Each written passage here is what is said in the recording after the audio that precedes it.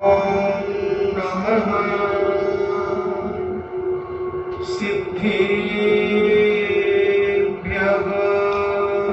ॐ नमः सिद्धेभ्यः। ॐ नमः सिद्धेभ्यः। ॐ नमः सिद्धेभ्यः। नमो अरिहन्ताणम्।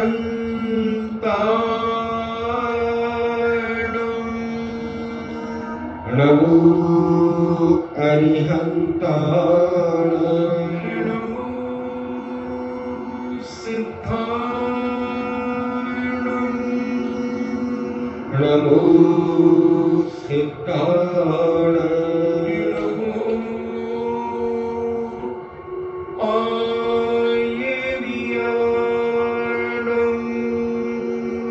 नमो आयर्याणाय। नमो उमज्झायाणम्।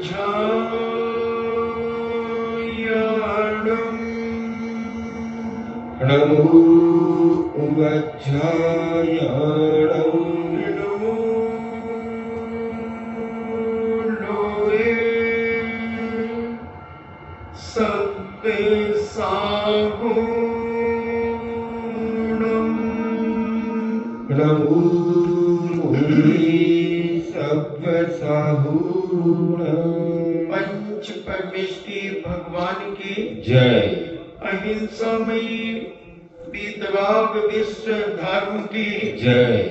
देवादिदेव 1008 श्री आदिनाथ भगवान की जय। देवादिदेव 1008 चिंतामणि घोर उपसर्ग विजेता श्री पार्श्वनाथ भगवान की जय। देवादिदेव 1008 शासन नायक बाल ब्रह्मचारी भगवान महावीर स्वामी की जय। परम पूजनीय आचार्य श्रोमणि गुरुवर श्री कुंद कुंद महामुनिराज की जय। परम पूजनीय आचार्य श्रोमणि गुरुवर श्री विद्यासागर जी महामुनिराज की जय। परम पूजनीय निर्व्यापक श्रवण मुनि श्री सुधा सागर जी महाराज की जय। परम पूजनीय 3 कम 9 करोड़ महामुनिराजों की जय। तपोदय अतिशय क्षेत्र की जय। परम पूज्य श्री लक्ष्मी गंभीर सागर जी महाराज की जय।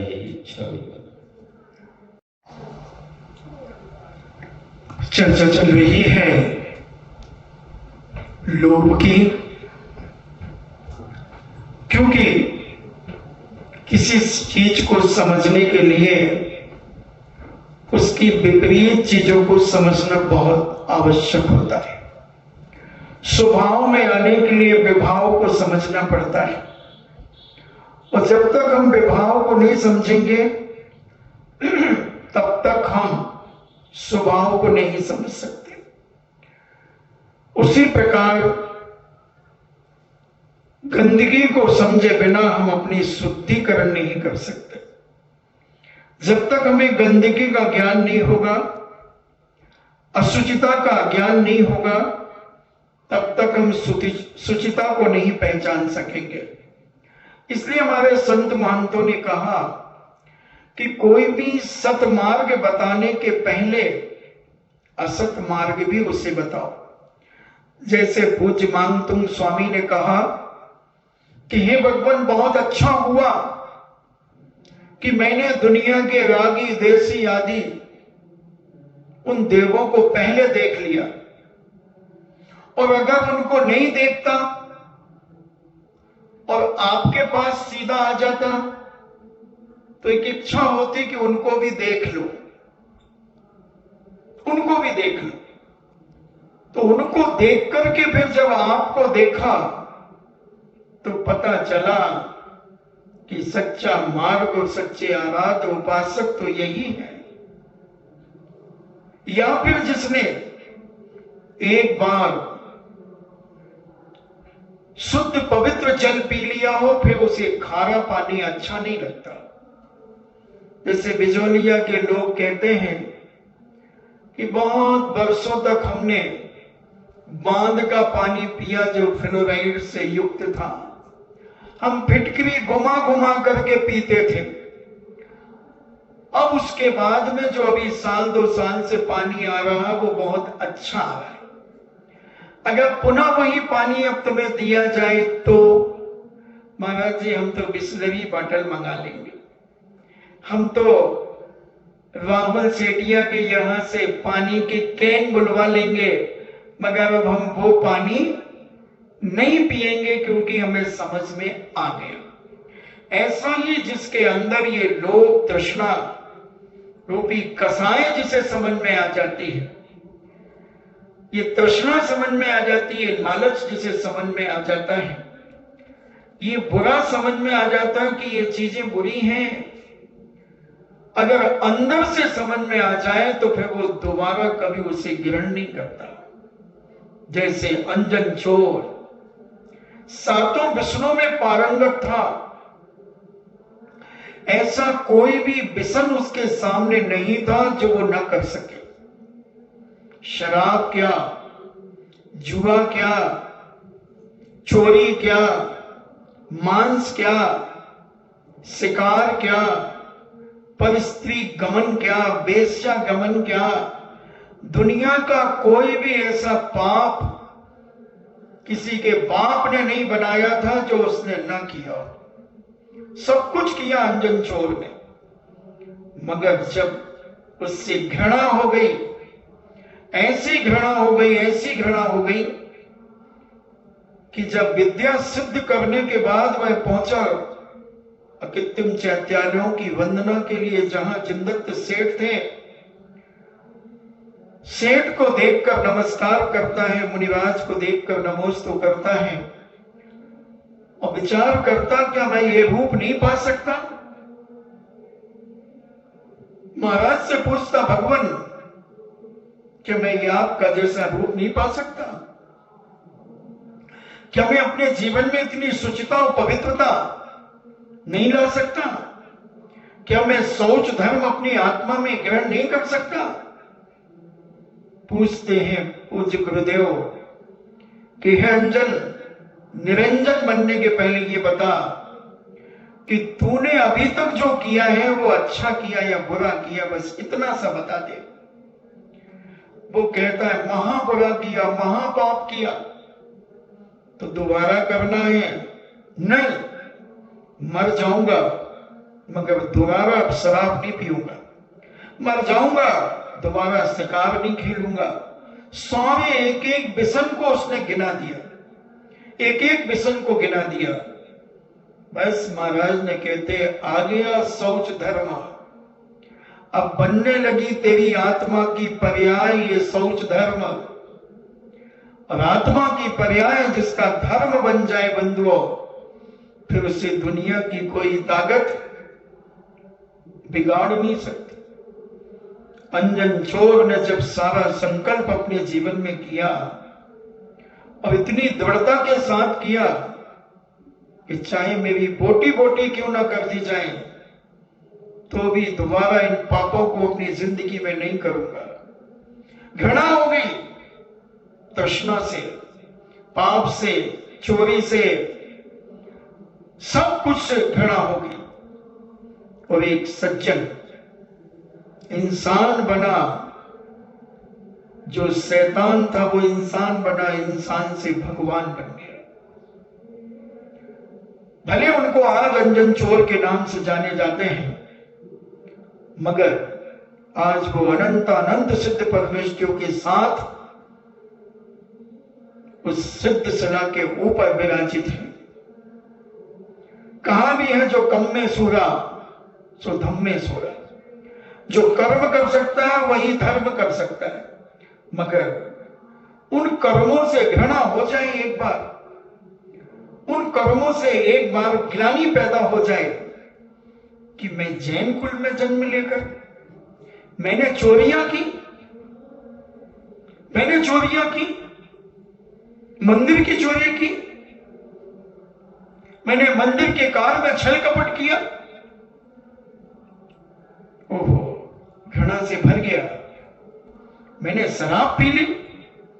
ऐसे पवित्र कुल में जन्म लेकर लोग तरसते हैं जिस कुल में जन्म लेने के लिए, और मुझ पापी ने ऐसा पुण्य से मुझे जैन कुल मिला, जिनेंद्र का कुल मिला। वो जो पापी ने शराब पी ली लोभ के कारण, अनाप शनाप पैसा आने के कारण, क्योंकि जब पाप का पैसा आता है तो पाप के कार्य ही कराता है,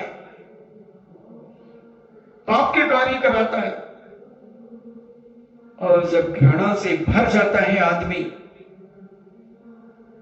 अंदर से रोम रोम उसका फट जाता है पाप की क्रियाओं से, तब उसे धर्म मरम पट्टी लगाता है, उनकी सिलाई करता है धर्म, और कहता बस अब आज संकल्प कर ले भैया कि कितनी भी परेशानी मेरे जीवन में आ जाए तो मैं इन सारे पापों को तिलांजलि देता हूं, बस शौच धर्म प्रवेश होना शुरू हो जाता है, शौच धर्म प्रवेश होना शुरू हो जाता है।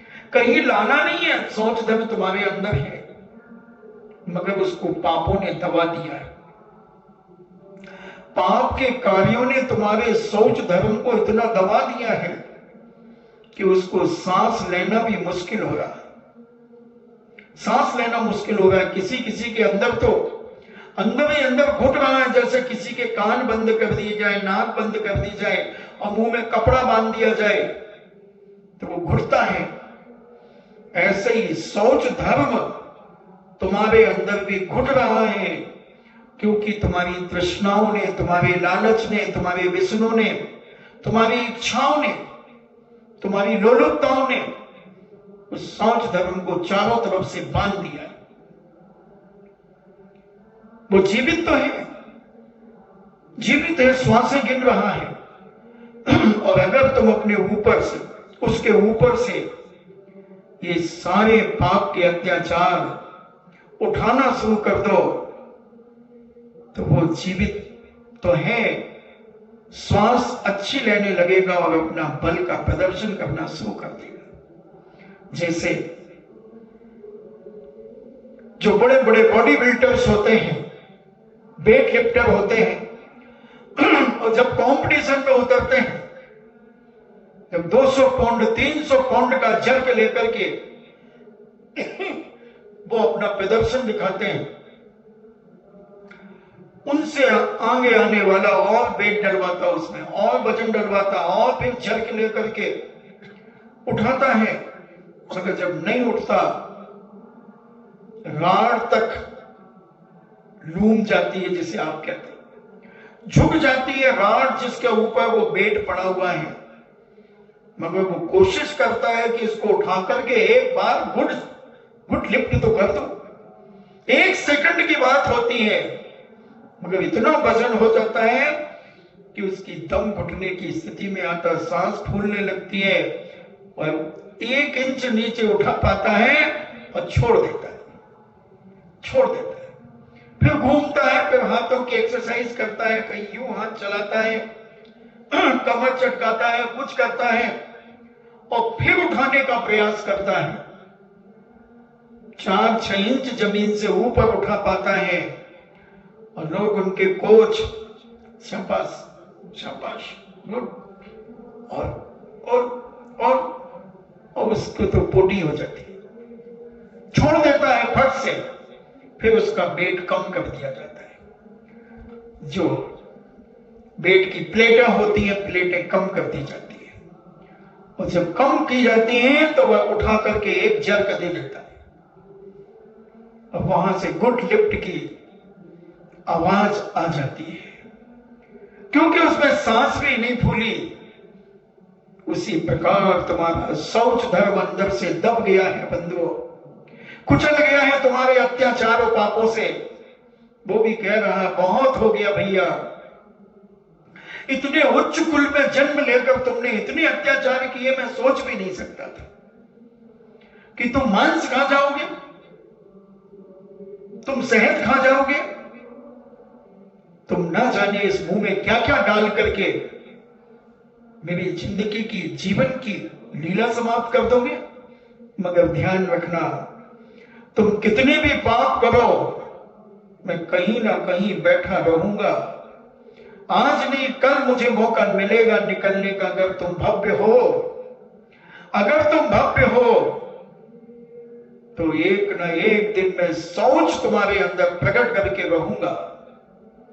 सोच धर्म कहता है। और अगर तुम अभव्य हो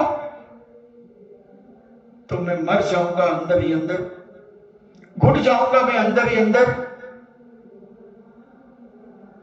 अब ये तुम्हें सोचना है कि तुम भव्य हो कि अभव्य।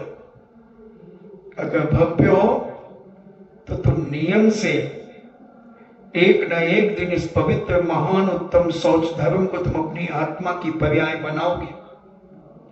और अगर अभव्य हो तो तुम उत्तम लोभ, उत्तम अशुचिता में अपनी जिंदगी सड़ाते रहोगे। जन्म मरण 84 लाख योनियों में करते रहोगे।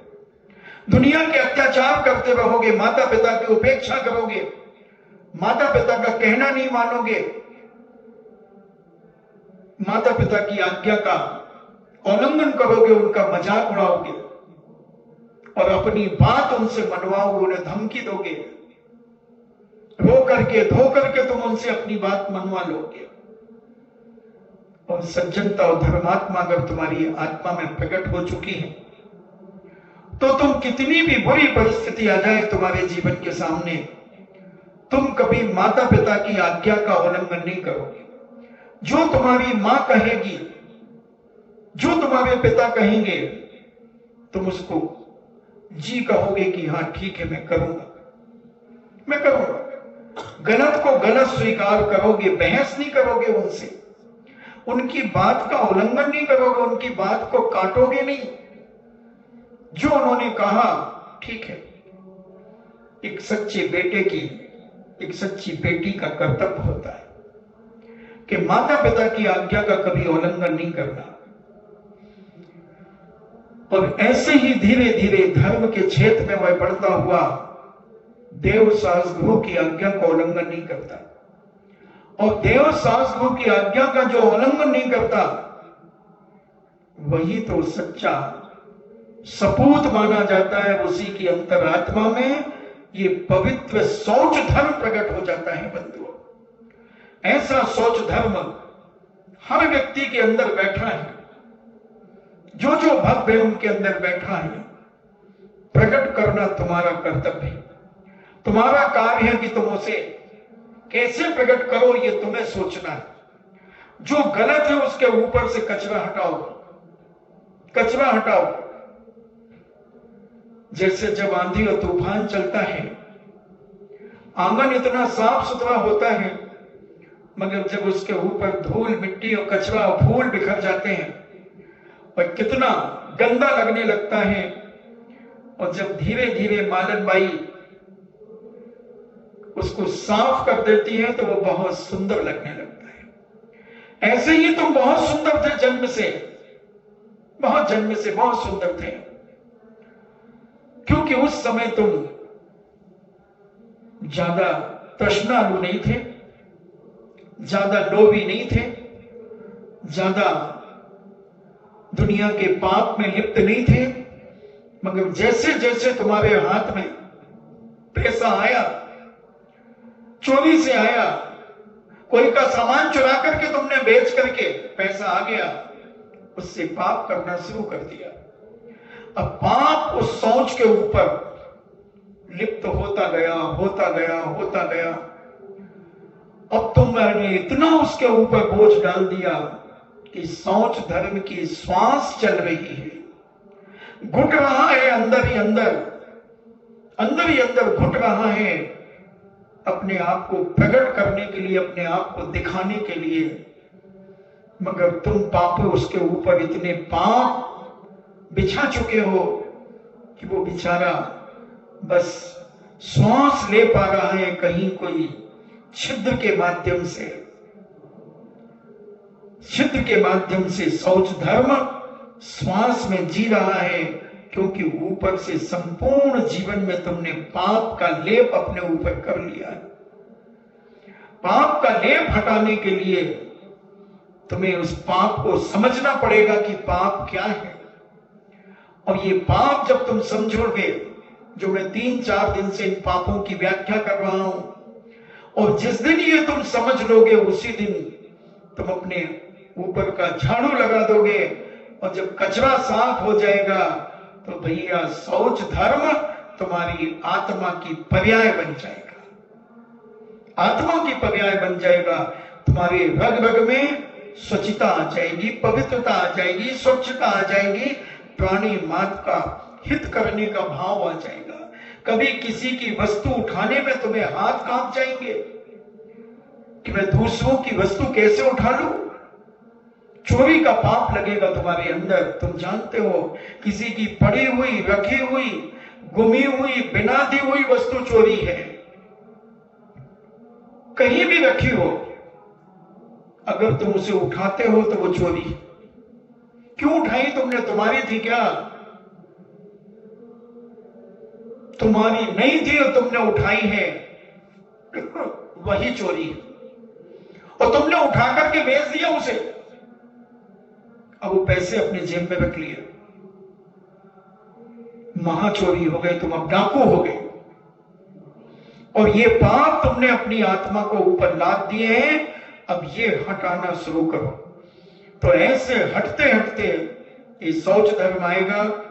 तो अपने आंतरिक लोक प्रवृत्ति, यानी अपने अंदर की लोक प्रवृत्ति को तुम शीघ्र हटाना शुरू करो। और जब शौच धर्म का भाव, ये शौच धर्म जब अंदर से प्रकट हो जाएगा, बाहर से तुम साफ सुथरे तो हो गए, मगर अंदर जो कालिमा लगी है तुम्हारे आत्मा में, उस कालिमा को भी जब तुम साफ कर लोगे, अपने स्वभाव में आने का प्रयास करना शुरू कर दोगे, तब शौच धर्म तुम्हारे अंदर प्रकट होना शुरू हो जाएगा। और जब अंदर प्रकट होगा तो बाहर से भी दिखने लगेगा तुम्हारी हर क्रिया में। जैसे बहुत सारे लोग आते हैं, बच्चे आते हैं, हम बच्चे को 2 पेंसिल देवे, को 1 लेता है, तो हम कहते नहीं 2 नहीं, 1 ही। मैं समझ जाता हूं कि बच्चा कितना निर्लोभी है, इसके अंदर थोड़ा थोड़ा शौच धर्म प्रकट हो गया है। वो लेने के पहले भी अपनी मां की तरफ देखता है। मां कहती ले लो बेटा, ले लो। है मां मेरे पास अभी 1 पैकेट रखा है ना, ले लो बेटा, महाराज जी दे ना, 1 ले लो। तो 1 ही लेगा, चाहे तुम कितनी भी दिखा दो। ये शौच, स्वच्छता उसके अंदर है। कौन है स्वच्छ? जो अपनी मां का कहना मानता है। कौन है पवित्र? कौन बेटा पवित्र है, कौन बेटी पवित्र है? जो अपनी मां की हर आज्ञा को अपने सिर माथे रखती है। मां ने जो कहा तो कहती जी मां, इसको मैं करूंगी। वो बेटी मां की बहुत प्यारी होती है, वो बेटा मां का बहुत प्यारा होता है।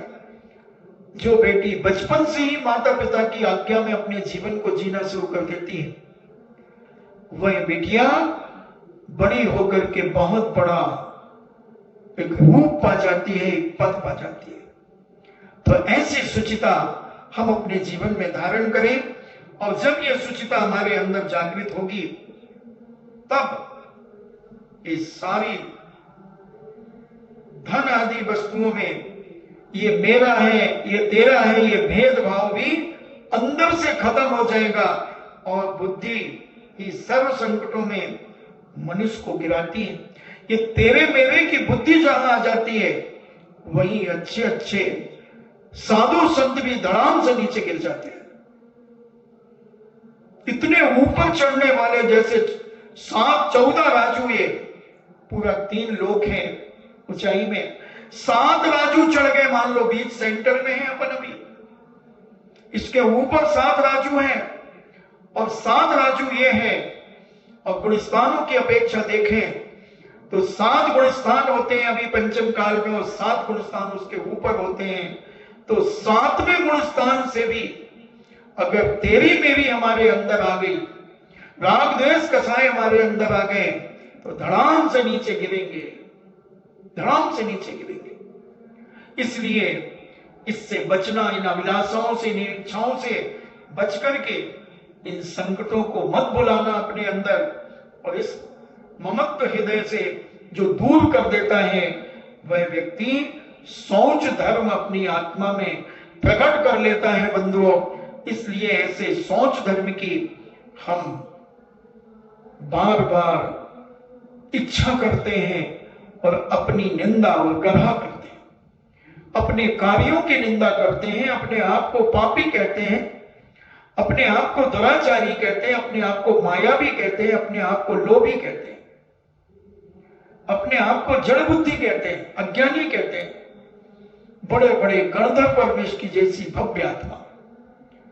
फिर हमें तो कहना ही चाहिए। तो ऐसे पाप हम अपने जीवन में हटाने का प्रयास करें और इस प्रकार की भावनाएं हम अपने जीवन में दिन प्रतिदिन बढ़ाते चलें और ऐसा भाव हम अपने जीवन में करें और व्रतों में अतिचार न लगे। इसी का नाम शौच है, इसी का नाम शुचिता है। यानी जो भी तुमने नियम लिया है, जो भी नियम लिया है, उस नियम में अगर तुमने चोरी करने का नियम लिया है तो उसमें भी दोष नहीं लगना चाहिए। जो भी नियम लिया वो ऐसा निर्दोष पालन हो, चाहे वो छोटा से छोटा नियम हो, छोटे से छोटा नियम मरते दम तक अगर तुम्हारे जीवन में चलता है तो नेमीचंद सिद्धांत चक्रवर्ती महाराज अपने जीव कांड ग्रंथराज के अंदर कहते हैं कि वह जीव का कभी अकल्याण नहीं हो सकता। कोई दुनिया की ताकत उसको दुर्गति नहीं भेज सकती, क्योंकि उसने एक नियम आजीवन लिया है, आजीवन लिया है। जैसे उस महिला ने नियम लिया कि मैं जिंदगी में कभी सिर नहीं ढांकूंगी, तो उसमें अगर दोष लग गया तो वो व्रत भंग हो गया। और अगर नियम लिया है कि मैं कभी सिर नहीं खोलूंगी और सिर खुल गया तो फिर दोष लग गया।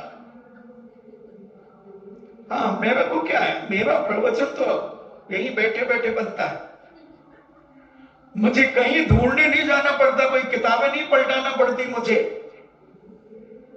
मैं तो बस तुम्हारी शक्ल देखता हूं, मेरी अकल बदलना शुरू हो जाती है। मैं तो कस्टमर को ही देख करके अपना ग्राहक दुकान चला लेता हूं। तो ऐसा अपने जीवन में हम धारण करके और अपनी पवित्रता को स्वीकार करें कि उसमें कोई दोष न लगे। हाँ, कई लोगों का नियम है कि मैं सिर नहीं ढांकूंगा। आप देख लो बंबई दिल्ली में जो बड़ी बड़ी मैडमें बनी हुई है, मैम साहब, उनके नियम है कि मैं कोई रूढ़ीवादी थोड़ी हूं, पुरानी थोड़ी हूं। मैं तो लंदन से पढ़ के आई हूं, मैं तो बंगन हो गई हूं, तो मैं तो खुल्ला से रखूंगी, कौन रोक सकता है मुझे। और कुछ माताएं के ऐसे नियम हैं, जैसे वो भी घीसू बाई चली गई, उस घीसू बाई का मैंने कभी खुला सिर नहीं देखा। ठोला की बाई का, प्रकाश ठोला की मां का भी मैंने कभी खुला सिर नहीं देखा। जितना मैंने देखा, बताते दोनों बहुत अच्छी सहेलियां थी। आज ही सुबह जब मैं दिशा जंगल को जा रहा था, प्रकाश जी ठोला मिले और प्रकाश जी ठोला ने मुझसे कहा कि महाराज जी, मेरी मां का जब मरण होने के बाद घीसू भाई एक ही कहती थी, अब मेरा कैसे होगा, मेरा कैसे होगा, वो तो चली गई, वो तो इतनी अच्छी चली गई, मेरा कैसे होगा। तो मुझे आज पता चला कि ये दोनों सहेलियां थी। रिश्तेदार भी होंगे, बगैर बाल हैं कितने से, मुट्ठी भर तो है। एक पत्थर फेंको बिजौलिया में तो कोई फुई जानते ना, फुआ फुआ। एक पत्थर फेंको तो बयान जी, दूसरा पत्थर फेंको तो काका साहब, तीसरा पत्थर फेंको तो भाभी जी, चौथा पत्थर फेंको तो कौन को कह दो, पोता जी। तो अनेक अनेक रिश्तेदार। तो घीसू भाई बड़ी धर्मात्मा थी, निम्नलोभी थी। मैंने देखा रोज इतनी ठंड में सवेरे आ जाती थी, मैं भक्ति करके जैसे ही कमरे में आता, अब वहां से आ जाती, डिब्बा खोलती जो बड़ी भरी द्रव्य का और चावल चढ़ाती। मैं कहता भाई काहे को इतनी ठंड में आती हो, मारा थारो दर्शन मिल जाए, मारो तृप्त हो जाऊंगा तो और काहे चाहे माँ को कोई कुछ ना चाहे महाराज, खूब है बस आपको दर्शन होता रहे, भगवान को दर्शन होए और माँ को कहीं चाहे बस। महाराज मारा को कोई कथा की किताब दो ना, पढ़ने का भी शौक था। मैं पूछता था आप पढ़ लेते हो? हाँ महाराज कहीं करूं काम, मारो कहीं ये 3-3 लड़ियां हैं, सब घड़ा काम करे, माँ को तो सब हाथों पे लिए रहे महाराज, मैं तो कोई काम ना करूं, बस रोटी खा ले अपना कमरा में चली जाऊं, पढ़ता रहूं। फिर हमने उनको एक व्रतों की कथा की 145 साइड कथाएं थी, वो किताब थी। बस महाराज अब मैं पढ़ू, और जब इच्छा होती आहार देने की तो आ जाती। महाराज मैं कटी न गई अटी आई थारा पास, तो मैं ना महाराज झूठ बोलू तो से मैं कौन बोलू झूठ, और बस पांव धोकर के अंदर आ जाती, एक तो गिलास देकर के अपने आप किनारे हो जाती। बड़ी संतोषी थी, संतोषी थी। बब्बू की शादी के समय 2-4 साड़ियां नहीं पहन करके आई डोकरी, तो मैंने भाई आज तो जम रही हो, तो मैं तो 20 साल से बच्चे था, तो मैंने कहा भाई तुम तो जम रही हो। कहीं महाराज सब देख लियो, जो ही पोतो वेगियो वही को ब्याह हो जाएगा, बस सब ठीक है। अब ये माने को नहीं लाड़ियां, या कि भाई जब पहनो तो वो पहन लियो।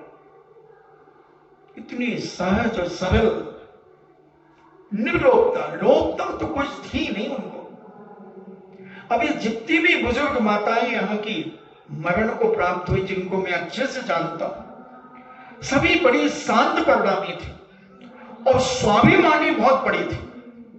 कोशिश करती थी कि किसी काम ना कराना पड़े मुझे, अपने हाथों से काम करो, अपने हाथों से काम करो।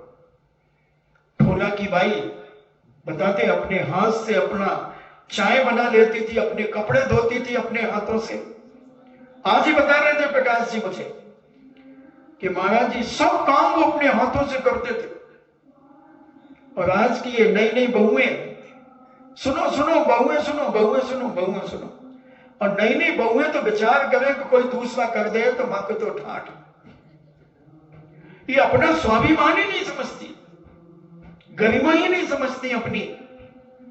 और पहले की माताएं कहती थी पराधीन सपने सुख नाही, अगर दूसरों से मैं काम करा करके अपना जिंदगी जीऊंगा तो क्या मतलब। आज हमारे आचार्य श्री तक कहते हैं कि जो काम तुमसे बनता है वो तुम अपने हाथों से करो।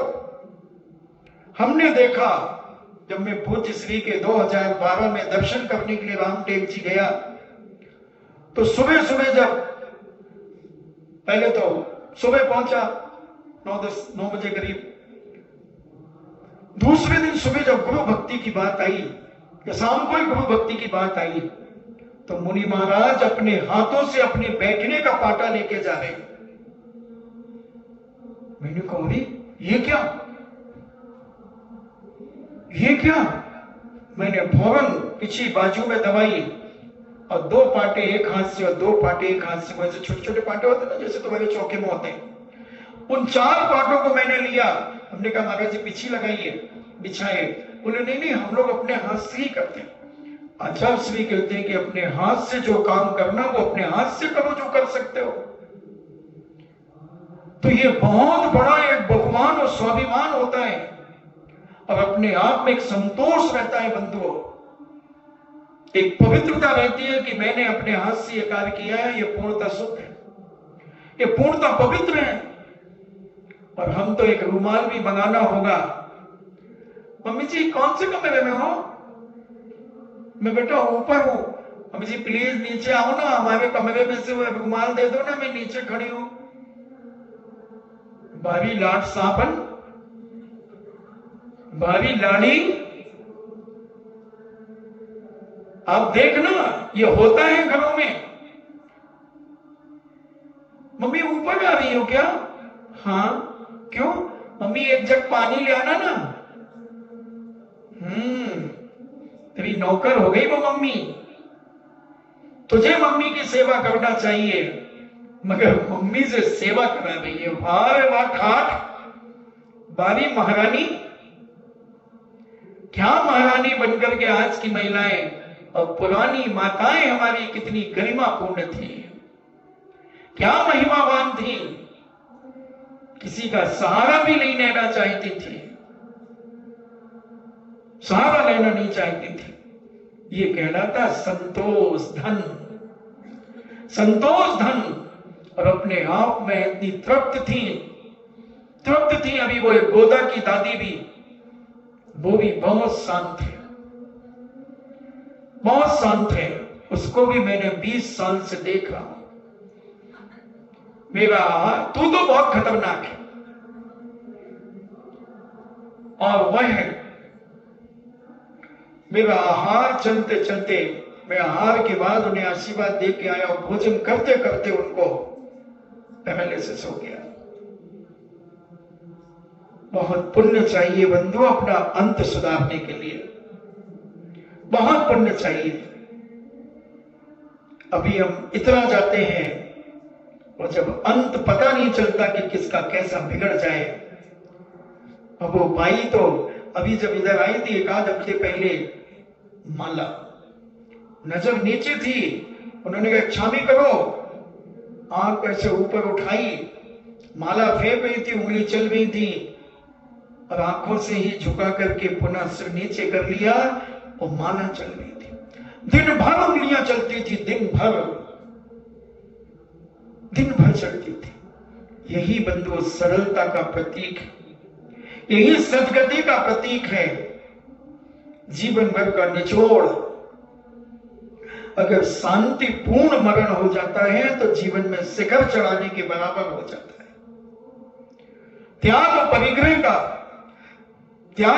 परिग्रह का त्याग हो जाता है, पापों का त्याग हो जाता है, लोभ तृष्णा का त्याग हो जाता है और पंच परमेश्वर की याद अगर बनी रहती है, यही तो समाधि है।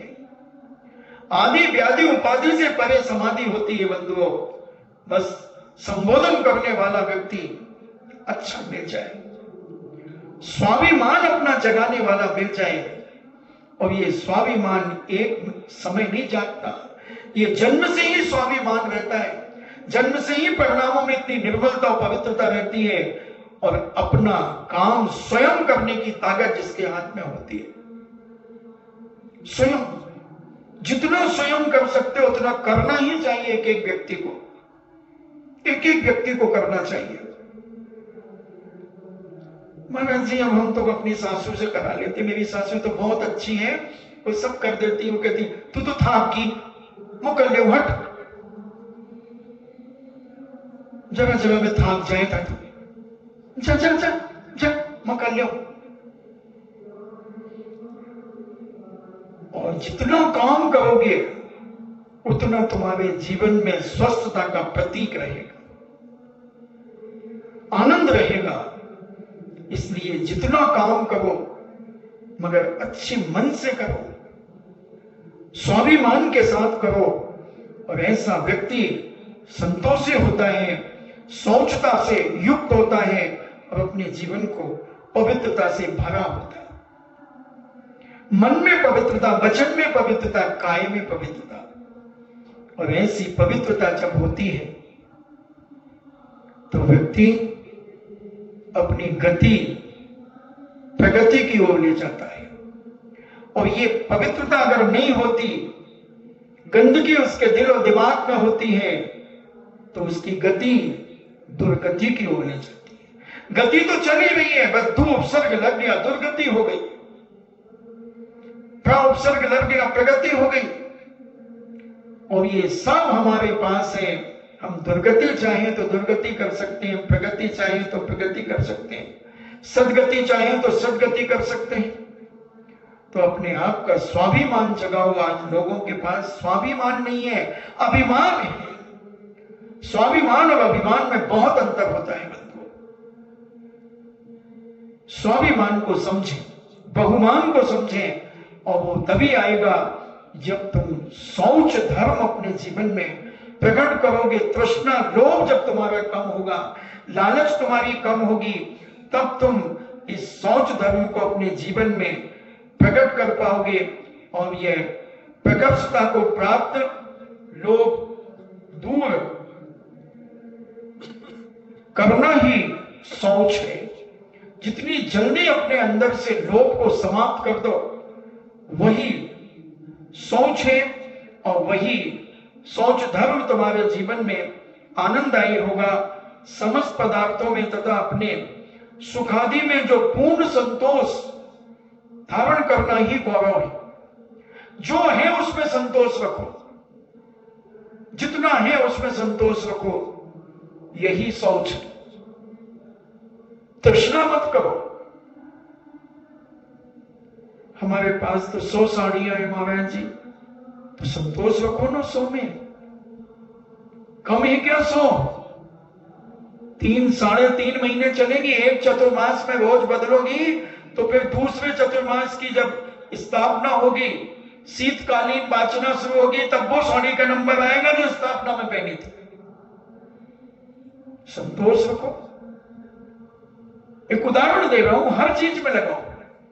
तो ऐसा संतोष, ऐसा शौच धर्म तुम्हारे अंदर जब प्रकट होता है, तब वह तुम्हारे जीवन को जीवित कर देता है। ऐसे किन्हीं आचार्यों ने शौच धर्म को 4 भागों में और बांट दिया।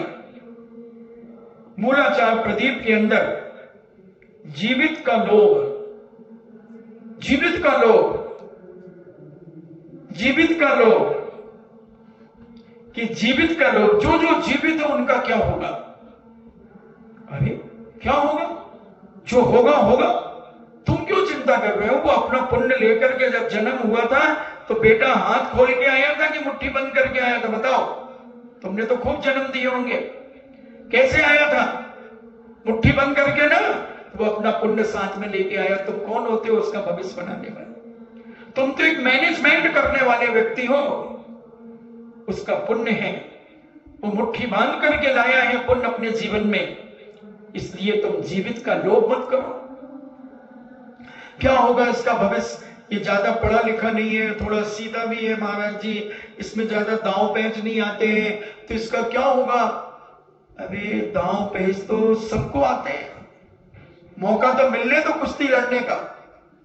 सब दांव पेच जानते हैं। बच्चा तैरना नहीं जानता, मगर समझदार पिता उसको पानी में पटक देता है। जिसको तैराक बनाना है बच्चे को, वो चिल्लाता ही हाथ पैर चला, हाथ पैर चला, हाथ पैर चला, और वो जैसे तैसे चलाता, फिर एक ट्यूब फेंक देता छोटा सा, पकड़ ले उसको पकड़ ले। अब वो हाँ कर कर कर, ट्यूब पकड़े लेना, ट्यूब पकड़े लेना। हाँ, वो 10 मिनट उसको पानी में फेंक दिया। थोड़ी देर बाद जब हाथ पटपटाया तो पानी में ट्यूब एक हवा भर के फेंक दिया, चल पकड़ो उसे। तो वो तैरना सीख जाता है। इसी प्रकार बेटे को इतना स्वाभिमानी बनाओ, सेल्फ डिपेंडेंट बनाओ हर क्षेत्र में, और संतोषी बनाओ कि ज्यादा तृष्णा मत करना, पुरुषार्थ जरूर करना, पुरुषार्थ जरूर करना। पुरुषार्थ में कभी पीछे नहीं मत हटना, मगर कभी तृष्णा और लालच में अपने ईमान को बेच मत देना। एक बेश्या होती है बंधुओं, वो शरीर बेचती है मगर ईमान नहीं बेचती। शरीर बेचती है पैसे के लिए, मगर वो ईमान नहीं बेचती। इतनी लोभी लालची नहीं होती कि वो अपना ईमान बेच दे। और आज आदमी अपना ईमान बेच देता है, अपने सिद्धांतों को बेच देता है, अपनी सारी चीजों को बेचकर तहस नहस कर देता है और अपनी इज्जत को मिट्टी में मिला लेता है। क्योंकि ये तृष्णा, ये लोभ, ये लालच इतना खतरनाक है कि एक बार इसकी लत तो लग जाए, लत लग जाए, फिर आदमी संभलना बहुत मुश्किल हो जाता है। इसलिए कोशिश यही करो कि इसकी लत न लगे तुम्हारे जीवन में। इस तृष्णा की, इस लोभ की इच्छाएं उतनी ही करो जितनी तुम पूरी कर सको। इच्छा करो, मगर इतनी करो जितनी तुम पूरी कर सको। शाम तक जितनी पूरी कर सको उतनी इच्छा करो, और फिर उसके बाद आकर के हाथ पैर धो करके तृष्णा को धो करके निकाल दो, और शांति से मां के हाथ का बना हुआ भोजन करो, और फिर आराम से भगवान की भक्ति आरती करके सो जाओ। सुबह फिर देखा जाएगा। उस तृष्णा में रात को घुटो मत, पापड़ से मत्स्य को बिस्तर के ऊपर, तृष्णा में, लालच में नहीं। यही है शौच धर्म। कहीं नहीं जाना शौच धर्म ढूंढने। हमने कहा ना तुम्हारे अंदर बैठा हुआ है, मगर तुम्हारे पापों ने उसे दबा दिया है, तुम्हारे अत्याचारों ने उसको सांस लेने के लिए भी बाध्य कर दिया है। इसलिए अपने जीवन को जीवित का लोभ, यानी जीवित व्यक्ति का लोभ मत करो। वो तो जीवित है, वो तो जिएगा, उसके बारे में ज्यादा विचार मत करो कि इसका क्या होगा। अरे कुछ नहीं होगा, उसका भी बढ़िया होगा। आरोग्य लोभ, अब मैं बीमार नहीं हूं, मैं ऐसे स्वस्थ बनी रहूं, देखो घी भाई इतनी अच्छी थी और गिर गई बेचारी, तो देखो कैसी हो गई। अब हमारा जीवन ऐसा ना हो। कुछ नहीं, तुम तो अपना कर्तव्य करो बस। आरोग्य की चिंता मत करो। अगर तुमने किसी के जीवन में आरोग्यता दी है तो तुम भी आरोग्यता के साथ इस देह का विसर्जन करोगे। दूसरों की सेवा की है, दूसरों की वैयावृत्ति की है, दूसरों को स्वस्थ रखने के लिए तुमने अपना सब कुछ नछावर कर दिया है, तो तुम भी स्वस्थ रहोगे। पूर्व जन्म में अगर किया है तो इस जन्म में तुम्हारा कोई बाल बाका नहीं कर सकता। विचार करो। इसलिए ये भी एक लोभ न बना रहे, पंच इंद्रियों का लोभ। महाराज जी मुंह का स्वाद ही खत्म हो गया, पता ही नहीं चलता कि मैं मालपुआ खा रहा हूं कि कुरकुरे खा रहा हूं, पता ही नहीं चलता, स्वाद खत्म हो गया, कुछ महसूस ही नहीं होता। महाराज जी मेरी गंध सुगंध पता ही नहीं चलती। मेरे बच्चे मेरे सामने चंपा चमेली के फूल लेकर के आ जाते हैं और मेरी नाक के पास, ले दादी दादी दादा सूंघो ना। दादा को पता ही नहीं कहीं कागज को फूल है, कागज को नहीं, नहीं दादा जो गुलाब को फूल है, अपनो गमलो है ना उसे तोड़ के लायो मैं, और जो देखो मोगरा, कोई खुशबू ही कौन आवे। तो नहीं आ रही तो नहीं आ रही, अब दुखी क्यों हो रहे हो? सुनाई न पड़े, कहीं कह रही हो? माँ को कौन सुनाई पड़े? अरे खूब तो सुना रे दादा, अब तो सुनना बंद कर दे।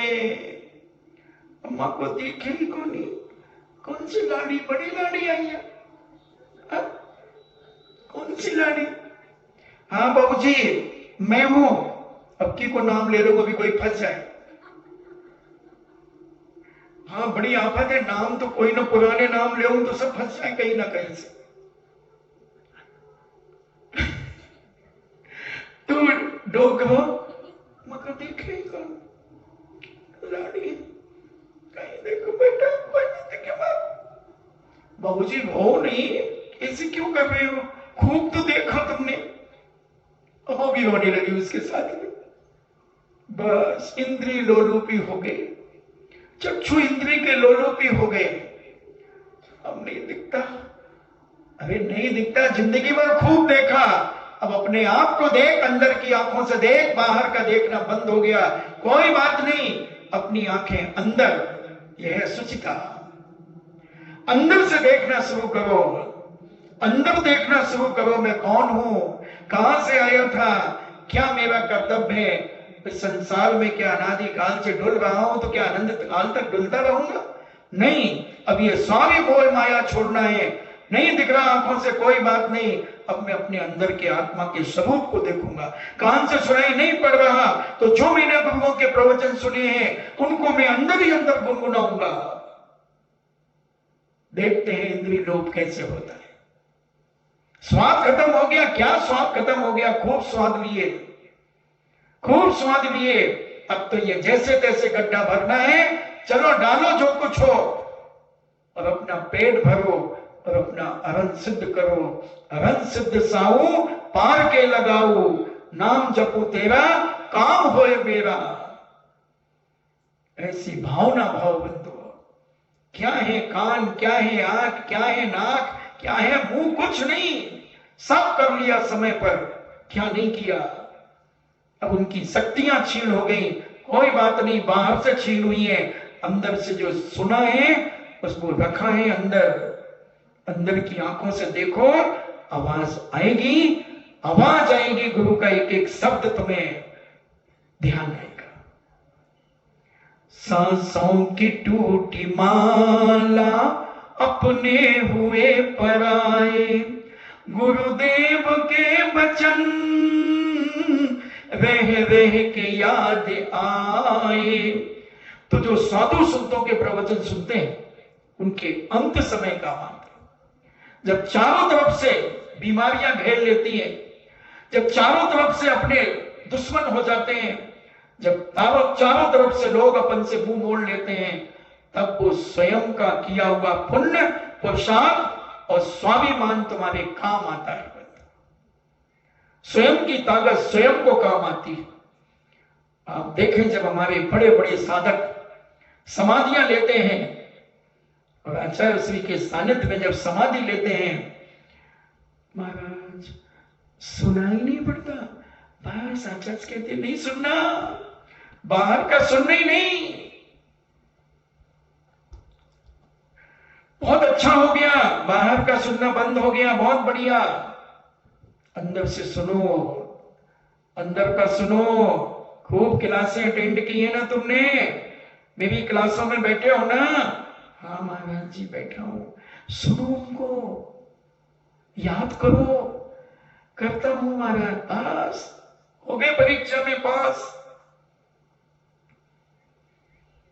आप धुंधले धुंधले दिख रहे हो, तो पहले तो उजले उजले दिखते थे ना। अच्छा सीखेंगे, हाँ तो बस उसी को ध्यान करो, उसी को ध्यान करो जो पहले देखा था। बाहर की इंद्रियां क्या करेंगे? तो खिड़कियां हैं, खिड़कियां बंद हो गई। खिड़की है, अंदर से तो दिख रहा है मगर खिड़की बंद है। जैसे तुम अपने घर की खिड़की बंद कर लो तो तुम्हें बाहर का नहीं दिखेगा, और खिड़की खोल लो तो बाहर का दिखेगा। अब तुम्हारी खिड़की बंद हो गई परमानेंट, आंख की खिड़की बंद हो गई, कान की खिड़की बंद हो गई, नाक की बंद हो गई। फिर क्या चिंता है? जो पहले किया है उसका स्मरण करो, उसको याद करो, वही जीवन का आनंद है। तो ऐसे इंद्रियों का लोभ छोड़ो, उपभोग। अब बार बार वही वही चाहिए। मैं पहले ये खाता था, मैं वो खाता था, तो अभी लाए, अब पचता नहीं है। बादाम का हलवा तो खाना है, तो बाबूजी बना दे। नहीं बेटा, कपड़े खराब हो जाते हैं। अरे कपड़े जब खराब हो जाते हैं, जब तुझे पचता नहीं, तो फिर क्यों तृष्णा कर रहा है, क्यों लोभ कर रहा है खाने का? ये तो बता। उपभोग, बार बार खाना, बार बार खाना, ये भी एक लोभ है। मैं दुबला हो जाऊंगा, ये गटर पटर खाना, ये चीजें खाना, वो खाना। अरे आग जैसे लगना है। मरघट में क्या होता है? वे केस ऐसे जलते जैसे सूखी घास, और हाड़ ऐसे जलते जैसे सूखी लकड़ी। जल गई घीसू भाई, जल गई। कुछ नहीं बंधुओं, ये सब मुंह देखी की प्रीते हैं। ये सारे लोग कसाए हमारे जीवन को विनाश के कारण हैं। इसलिए वो तो चला गया आदमी, हम उसकी याद में दुखी हो जाते हैं, हम उसकी याद में दुखी हो जाते हैं। यही लोभ है, यही तृष्णा है, यही लालच है और यही मोह है, लोभ है। इससे बच करके अपने जीवन को संभालने का प्रयास करो। ऐसा और भी स्वजीवन लोभ और पर जीवन लोभ, ये चारों ही लोभ के दो दो प्रकार और हैं। पूज्य अकलंग स्वामी तो महान ज्ञानी विद्वान थे, वो तो तुम्हारी एक एक नसे नसे जानते थे कि तुम क्या करोगे। किसी किसी को अपनी चिंता नहीं रहती, हमने देखा बुजुर्गों को बिल्कुल झंकड़ हो गए, उन्हें अपनी चिंता नहीं है। महाराज जो नाती है, जो पढ़े को नहीं को गए हो महाराज, जो ना पढ़े महाराज बिल्कुल ना पढ़े। अरे बाबा जी अपनी चिंता करो दुनिया की। महाराज अब कहीं आप ही तो है पोतो, कितनी चिंता। तो पूज्य जीवित के दो भेद कर दिए, स्वजीवित और परजीवित। एक तो अपनी चिंता करना, मेरा जीवन अभी कितना और है, क्या होगा, मेरा ठीक से मरण होगा नहीं होगा, अनेक चिंताएं करना। और परजीवित जो दूसरे रिश्तेदार, नाती पोते, बहू बेटियां, उनकी चिंता करना, ये सब लोभ है। इनके लोभ, पर जीवन का लोभ, उनका कैसे होगा, उनका कैसे होगा, उनका व्यापार ना चले। अरे तुम अपना व्यापार तो चलाओ, अब ये अंतिम व्यापार है, नहीं तो कुड़की होने वाली है। ये किराए का मकान छोड़ना है, आने की तैयारी की कि नहीं, अच्छी दुकान ली कि नहीं, पकड़ी अच्छी दी कि नहीं, कौन से स्वर्ग में जाओगे दुकान खोलने। इसलिए स्वजीवन की मोह हो जाता है, पर जीवन का मोह हो जाता है, लोभ हो जाता है। स्व आरोग्य, पर आरोग्य, मैं भी स्वस्थ रहूं, वो भी स्वस्थ रहे, मर रहे हो, सब चीजें हैं, मगर लोभ तृष्णा, उसको देखो, उसको देखो, उसको देखो। जब अपने आप को देखने का समय आ गया है, अब दूसरे को मत देखो। जिंदगी भर देखा है दूसरे को, जिंदगी भर खूब उपकार किए हैं, जिंदगी भर अपने ऊपर के उपकार किए करवाए हैं, बस सब अपनी आत्मा का उपकार करना जीवन में यही सार्थक होता है। तो ऐसे स्वइंद्रिय लोभ, परिंद्रिय लोभ, चलो मेरी तो ठीक है, मेरे को तो अब सुनाई नहीं पड़ता, उनको ठीक सुनाई पड़ता है ना, अभी उन्हें खाना पचता है, अच्छा खिलाओ, उनकी चिंता कर रहे हो। क्यों तुम पाप लाद रहे हो? आप अकेला हो, तरे मरे अकेला होए, क्यों चिंता कर रहे हैं दुनिया की?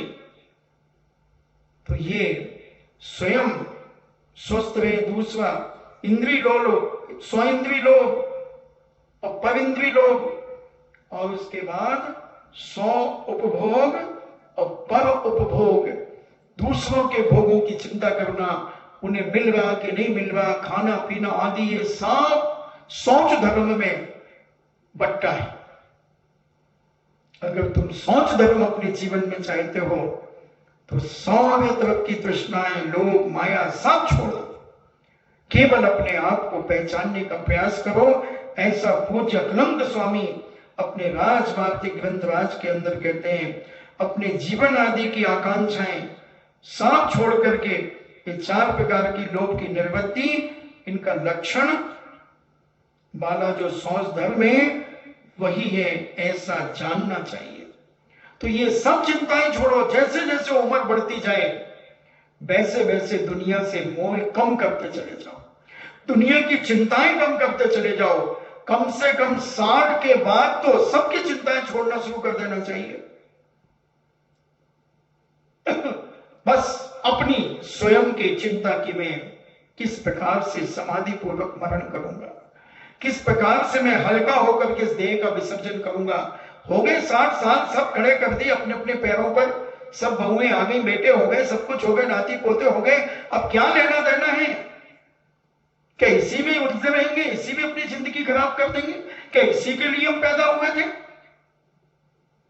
ये विचार करना चाहिए। तो ये शौच धर्म, इंद्रियों को जीतने वाले जो निर्लोभी लोग होते हैं, उन्हीं के पास उन्हीं के मोक्ष प्राप्त करते हैं और वही परम उत्कृष्ट सोच धर्म की प्राप्ति करते हैं जो इंद्रियों को जीतने वाले निर्लोभी हैं। इसलिए अब इंद्रियों को जीतना शुरू करो, अपने जीवन में इनके गाफिल मत हो इनके द्वारा।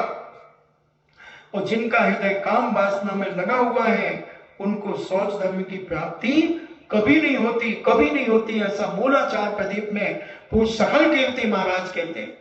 इसलिए इन काम वासनाओं को भी मैं तो कहता हूं जितने साल शादी के हो गए उतने साल महीने में ब्रह्मचर्य का नियम ले लेना चाहिए।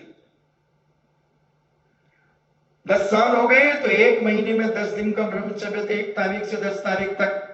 20 साल हो गए तो 1 तारीख से 20 तारीख तक ब्रह्मचर्य। 25 साल हो गए तो 1 तारीख से 25 तारीख तक, पूरे जीवन भर के लिए हर महीने 1 से 25 तक ब्रह्मचर्य। और जैसे जैसे साल बढ़ते जाए वैसे वैसे व्रत लेते जाओ। महाराज जी 30 साल हो जाए तो फिर पूरे महीने का हो गया। अभी चिंता में मतलब बेटा अभी 31वां महीना भी आता है। अभी तो कुछ महीनों में जनवरी 1-31 की, फरवरी मार्च 1-31 का, जून जुलाई 1-31 की, तो ये ऐसे जनवरी फरवरी मार्च अप्रैल मई जून जुलाई अगस्त, तो ऐसे जो 31-31 के फिर जब 31 साल हो जाए तो आजीवन ब्रह्मचर्य। महाराज जी आप अपनी पिछी हमें प्रदान करें। मैं तो अभी कर दूंगा पिछी पर, तो ना हो कोई, क्या बात होगी? आए तो कोई एक कस्टमर तो बने, इतना बड़ा पाप तो छोड़े, सोच तक उसके आत्मा में जीवित हो जाएगा। तो ऐसी ये वासना काम विकार आदि को छोड़ना सोच धर्म में, और जो इसमें लगा रहता है वो अपनी जिंदगी में कभी इस सोच धर्म को प्राप्त नहीं कर सकता। तो जो इंद्रिय शक्तियों से रहित है, समस्त पदार्थों में निष्प्रय है, समस्त जीवों के प्रति दया पालन आदि करते हैं, इस प्रकार मन को जो निष्पाप बनाकर लोभ रूपी शत्रु का नाश करने के लिए जो मुनिराज, जो श्रावक आदि करते हैं, उनके पास शौच धर्म होता है ऐसा। और जो परम मुनि इच्छाओं को रोककर और वैराग्य रूप विचारों से युक्त होकर आचरण करते हैं, उनके शौच धर्म होता है। जो संभाव और संतोष रूपी जल से तृष्णा और लोभ रूपी मल के समूह को धोता है, तथा भोजन की गिद्धता नहीं होती। क्या कह रहे हैं? जिस साधु को भोजन खाने की गिद्धता नहीं होती कि ये भी खाऊं, माल खाऊं, वो खाऊं, ये खाऊं, नहीं, तो उनके भी सोच धर्म होता है। ऐसा कार्तिकेय स्वामी कार्तिक अनुपेक्षा में कहते हैं।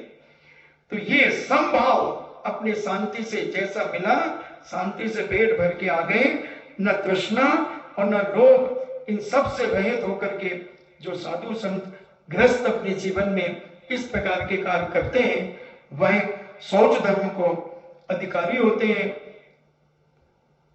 अब वो बताते हैं कि किस प्रकार का सोच धर्म धारण करना चाहिए, किस धर्म सोच धर्म किस प्रकार धारण करना चाहिए।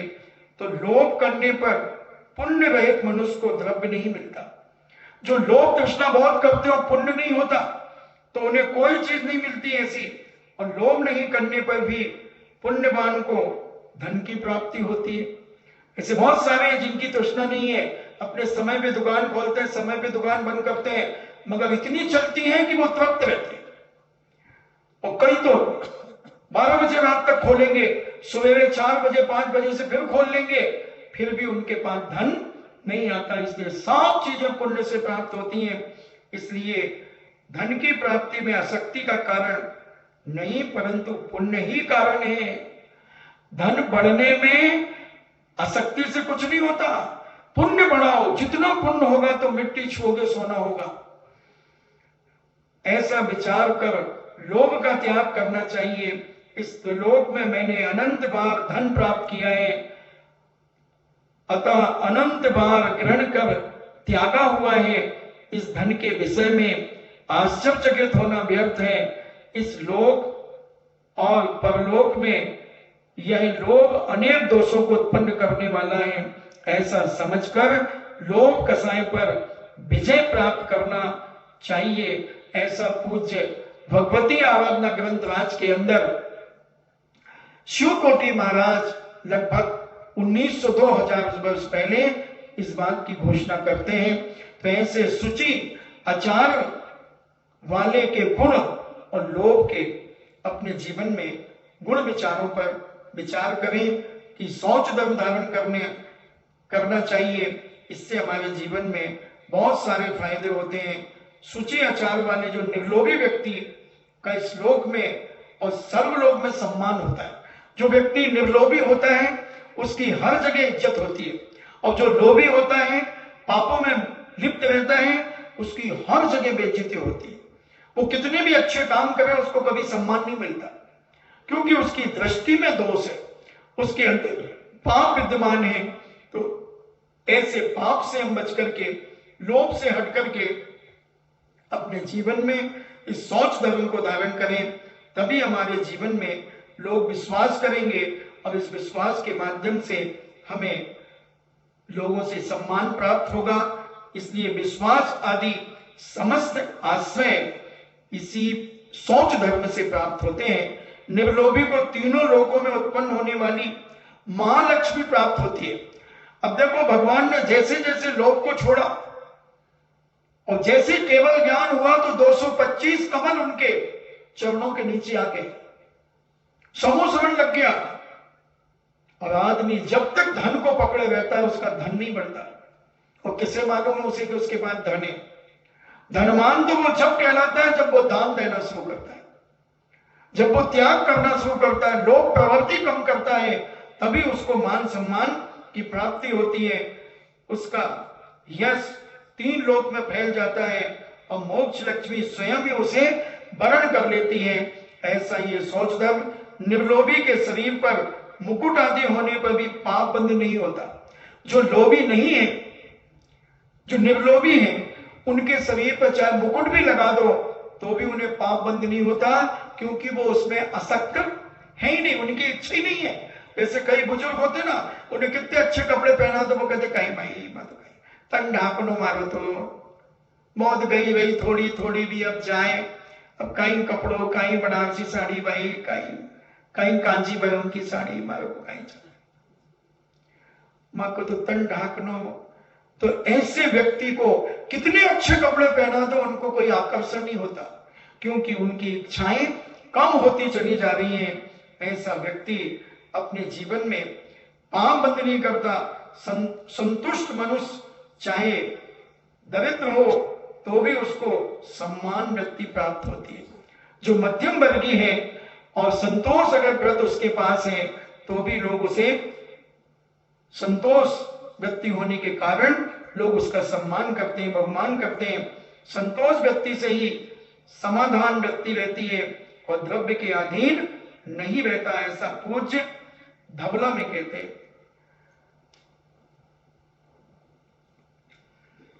तो हम अपने जीवन में समझे, आपका समय हुआ और हम जाने कि हे भगवान कि हम कितने पापी, कितने अज्ञानी, कितने मिथ्या दृष्टि अपनी जिंदगी में इन तृष्णाओं और लोभ के कारण अपने जीवन को बर्बाद करते रहते हैं। हे भगवान, मुझे ऐसी शक्ति दो कि मेरे अंदर संतोष धर्म, संतोष धन प्रकट होना शुरू हो जाए। इन्हीं मंगल भावना के साथ जिनवाणी स्तुति।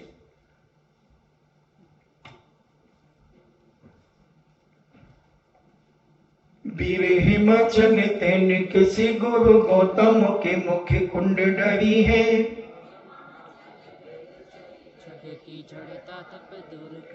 ज्ञान पयो निधि माही बलि बहु भंग तरंगन सोचरी है।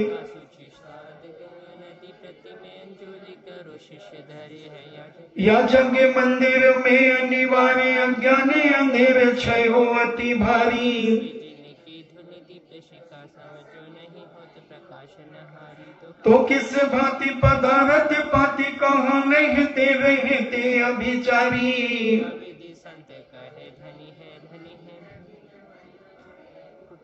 जिनवाणी के ज्ञान से सूझे लोकालोक, सोबाणी मस्तक धरूं सदा देत हूँ धो। हे जिनवाणी भारती तो है जगो दिन रैन, जो तेरो शरणा गए सो पावे सुख चैन। देव भजो अरिहंत को, गुरु सेवा निर्ग्रंथ, दया धर्म पालो सदा, यही मोक्ष का पंथ। नौवा नमो का